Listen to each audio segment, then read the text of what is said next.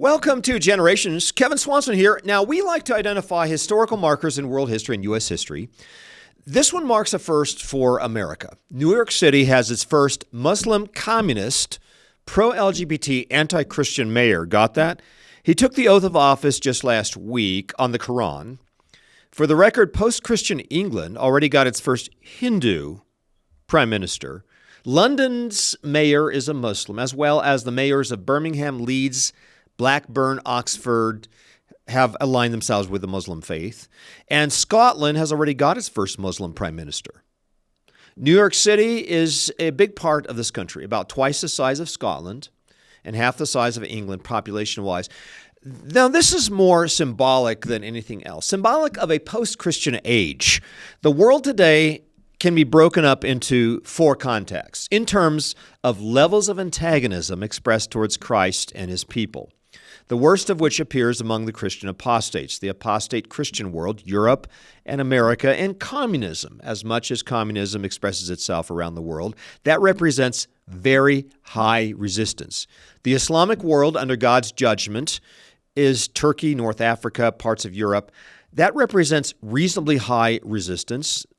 Now, the pre-Christian world, parts of Asia and Africa, represents a medium-level resistance, and the newly Christianized world, parts of Africa and parts of South America and Asia, represents the lowest resistance to the Christian faith. So, the Islamic world appears as divine retribution, visited upon formerly Christian areas that have largely abandoned faith through the centuries. Islam is judgment, effectively.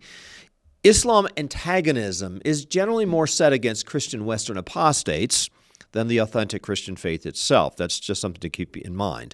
But in the case of Mamdani, remember only 8% of New York City is Muslim. And yes, 97% of them voted for Mamdani.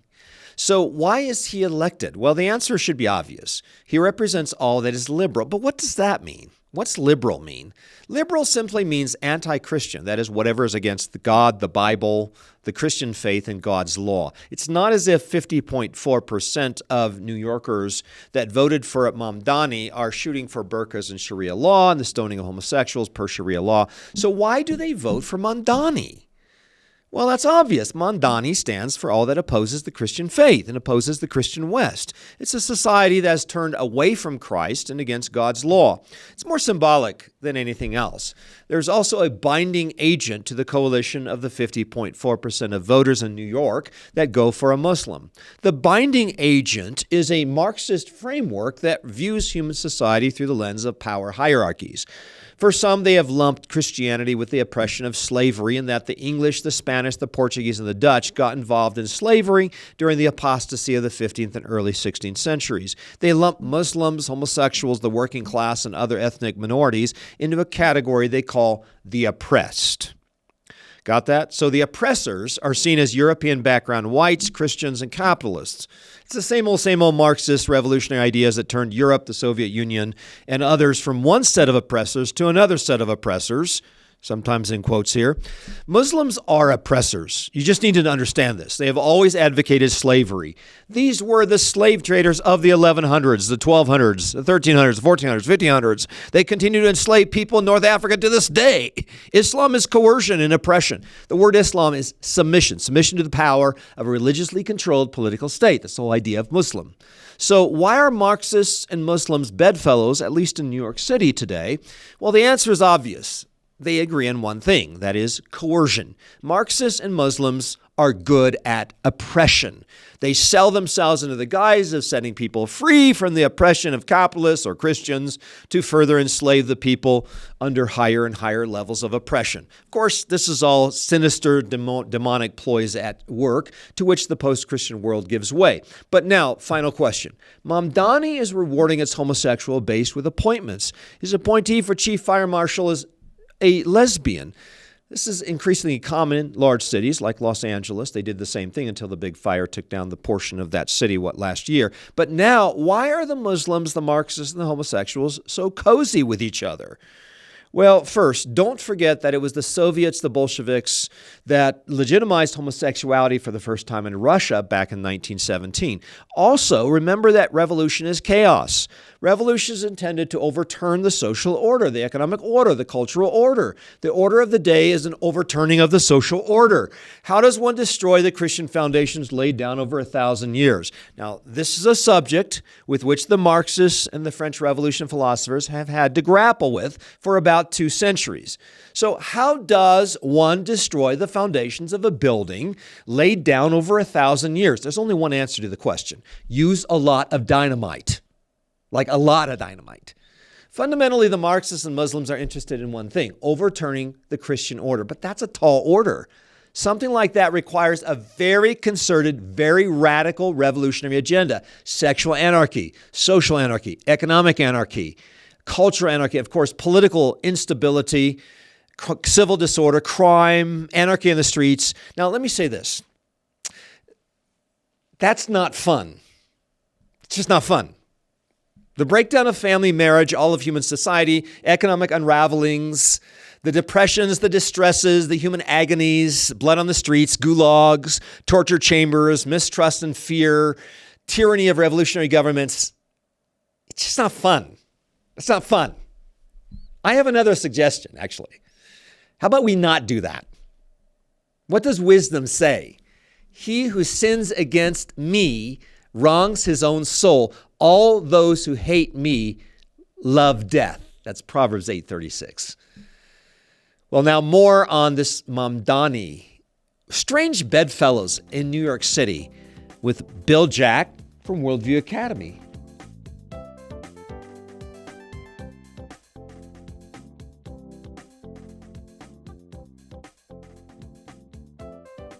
So, Bill, this is revolutionary. Bringing, communism, socialism, Marxism, Islam, and a pro-LGBTQ policy into New York City on steroids. It's revolutionary. That's what this is. This is revolution in action. And the liberals are thrilled. Yes, they are. You kind of cock your head in puzzlement as to why you would find Marxists and Muslims joining hands. And yet that has been the case historically. We see that in World War II, where the Muslims joined with Hitler against everything that was Western civilization. And so they use the opportunities. Mm-hmm. Muslims will lie to non-Muslims, and it's acceptable according to the Quran. The enemy of my enemy is my friend. We were amazed, Bill, how all the liberals turned so pro-Muslim under the Obama administration. We're thinking, what? What is this? So you guys are like into burqas, Sharia law, and stoning homosexuals? This is new. Yeah. I was like shocked by all of this. Were they just anti-Israel? Were they anti-Christian? The logic, I think, goes like this. If the Muslims are anti-Christian, then we are on their side because we are anti-Christian. And remember, the kings of the earth set themselves against the Lord and his anointed. It's also interesting that Peter brings this out in Acts 4. He quotes Psalm 2 in Acts 4. Remember that? He says, now the Jews and the Romans, the leadership among the Jews, leadership among the Romans, they joined forces against Jesus. And now the Muslims and the Marxists and the U.S. liberals are joining forces against Jesus. Is that what it is? Is this the enemy of my enemy is my friend and Jesus is the enemy? And yes. We have got to join forces, lock arms. The kings of the earth set themselves against the Lord and his anointed, saying, let us break their bands asunder. It seems to me this is a concerted effort to oppose Christ. Right. I totally agree. I don't see any other way to read it as to why you would have these opposing worldviews linking arms, because they have a common enemy. And the common enemy is the Christian worldview. It is Jesus. It is anyone who claims the name of Jesus. Mm-hmm. So now, we will be labeled as enemies of the state. So you heard my opening statements, is that we're dealing with 1,000 years of Christian influence across Europe, really. Granted, the Catholics, maybe not so much. Spain, Italy, but boy, you begin to get a biblical Christian worldview via the Reformation into England, Scotland, the Netherlands, Switzerland, etc. These are the places where, the economies took off, liberty just completely flourished. then on to America. I mean, this is where Christianity has just blessed the world. And so, if you're the devil, you're going to find ways to undermine this. But you've got 1,000 years of cultural influence. That's a tall order. That's a challenge. But these guys appear to be up for it. Yes. And Satan and his minions have 1,000 years of experience. Well, they've been working on a few projects themselves. Yeah, that's true. Yeah. They know how. But this is the battle of all battles. It seems to me this is a major war. A war of ideas going on in New York City, but not just New York, but you heard what I said. London and Scotland and England are just overrun with these other worldviews, but largely because of the turning away of the Christian faith. I mean, they've abandoned the Christian faith, and the results will be horrific. You agree with that? I mean, you turn away from Christ, and you give Jesus the finger, and you do this sort of thing, you're going to bring judgment down upon your respective nations. Right. Nature abhors a vacuum. So does any system, worldview, economic system.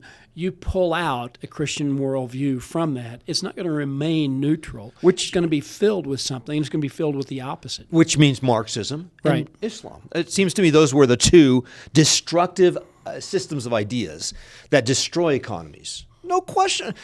Is it obvious that Marxism has proven itself to be what it is? Well, so have the Islamic republics. The Islamic systems haven't done well either. It's not as if Islam has brought about amazing economies around the world, tremendous political freedoms. Everybody let's go live in. Let's all run into Saudi Arabia. Let's go into Iran. That'd be a beautiful place where we can develop an amazing free economy, enjoy freedom from unnecessary coercion from the state. That appears not to be what they're saying as they rioting in the streets in Tehran right now. Right. So, wow, I thought Marxism had run its course. Cuba is the armpit of South America. The three most destitute, messed up economies in Europe: Haiti, Cuba, and Venezuela. These are the lowest GDP per capita. Okay.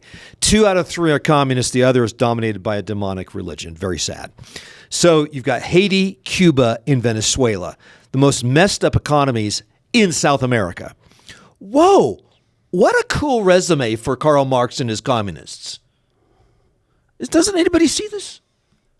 So why 50.4% of New York City going, go communism? Let's vote for Mamdani. Yeah. Apparently, nobody's really thinking this thing through. It is mind-boggling that you would get that kind of vote for someone who is openly Marxist, openly Muslim, openly pro-LGBTQ, and you've got to wonder: is it just New York? Is that just unique to New York, or is it a bellwether kind of situation where we're seeing a turn in the nation as well? Hard to say, Bill, but I will say that to this point, Marxism has been God's judgment upon the Soviet Union, God's judgment upon China, God's judgment upon Cuba and Venezuela. Obviously, it's God's judgment. He's bringing these locusts that destroy economies into these respective nations that invite Marxism into their country. The same thing's happening in these post-Christian countries in Western Europe now. Eastern Europe had their opportunity to taste the judgment of God in the form of Marxism. Now Western Europe has an opportunity to taste the judgment of God in the form of this weird mixture of Marxism and the Muslim religion. That being the case, I think America is on the same track, except for the fact, Bill, there has to be something of a tug-of-war going on over the future of the nation. Trump versus Mamdani. There's a tug-of-war going on here. Would you agree? There's something in the grassroots of this nation that is not really keen on voting a Muslim communist into office, although they did it with Barack Obama. Barack Obama was actually about as close to communism and socialism as any candidate who's ever run for the presidency of the United States. Yes. Yep. And his friend Joe Biden. They were left. They were on the left side of the nation. How far to the left were they? How far to the left was the contestant for the Democrat nomination for president in the previous election? She was. I believe she was in the top 4 to 5% most leftist position of anybody who ever served in the U.S. Senate, in the history of the U.S. Senate. So you have communists who have been actually relatively successful at running for top office of the United States of America. There is a tug-of-war going on for the heart of this country. Yeah. You know, I'm reminded of Ben Franklin. He said, when the people find that they can vote themselves money, that will herald the end of the republic. And that's what you see with Mamdani and his policies. He has several policies that are very key. One is expanding universal child care. Okay. Another is freezing increases in rent-stabilized apartments, and then making city buses fast and free. And then finally, 5 city-controlled supermarkets. So what we're seeing is that the government is getting involved in the private sector to the point where they're controlling everything. And people want stability. Mm-hmm. They want security. Mm-hmm. They're willing to give up their liberty for that security. They're willing to vote themselves money. And as a result, when they do, they exchange their vote. They give their vote away for this supposed security. Yeah, what they don't realize is that it's not a security, it's an instability. Right. And this revolutionary policies that come via the Bolsheviks and Marxists turn into massive tyranny and instability for nations, and certainly a lack of personal liberty and an increase in fear. Think about the Gulag Archipelago. Think about the experience so many have gone through in places like Cuba and Venezuela, where what are there, tens of thousands of political prisoners, people turning in their friends. Nobody's safe. Nobody trusts one another in these Marxist, totalitarian, Muslim sort of countries. So that being the case, wow, as they vote for Marxism, they are actually going to result in breaking down their economic stability, their social stability, their political stability, and of course their freedoms and liberties. So big concerns. Now, here's the other thing. Are we seeing two Americas forming? Is it possible that we have a major divide forming in the country? Now, what's interesting is that we don't have much commitment to the pro-life position, but some. We have a little bit. There's 5 or 6 states that are, I would say, on majority pro-life voting. They tend to be southern states, with maybe the exception of an Idaho or a South Dakota. But in general, I would say the division line in America is north to south. The northern states of Minnesota, Michigan, Wisconsin, all the way up to the eastern seaboard, moving south, these are blue states. The southern states, the Midwestern states, the southern states, tend to be more conservative. There is something of a geographical boundary developing across this country, and the partisan divide, the political divide, does seem to be sharper and more intense than ever before, certainly since the Civil War. Right. And I think it's even, you can break it down even further. I think it's urban versus rural. And you see that in rural communities, in rural areas, they're much more, if you will, conservative, much more concerned about the social issues. And in urban areas, they're much more concerned about the security financially that the government will provide them. So is it time to move out of New York City? Would you move out of New York City? I wouldn't move into New York City. You wouldn't have moved in to begin with. That's right. Do you think it's time for Christians to move out of places like New York City, Los Angeles, Portland, for example? Portland's just, I guess, absolutely destitute. Right. The economy, the criminal situation, it's just terrible. My father lives out in Oregon. He says Portland has just become a cesspool. Yes. Is it time to move out of the cities? It depends upon what your goal is. If your goal is to protect your family and to raise your family in a secure place, in a place where they will be raised with like-minded people around them, then yes, I would say so. If your goal is to be salt and light and you want to charge the gates of hell, then move into those cities. Mm-hmm. But you have to be very deliberate about what you're going to do. You have to be very strategic. You have to understand that the world will hate you, and they will try to do away with you. Well, I think a priority is to disciple the nations. And if you have opportunity to disciple nations within the context of New York City, and my guess is there's a number of nations that have moved into New York City. Sure. That being the case, there probably are some opportunities for Christian discipleship ministries to move into these cities and do some significant work. Now, if you're persecuted out of the city, Jesus said if they persecute you in one city, flee to another.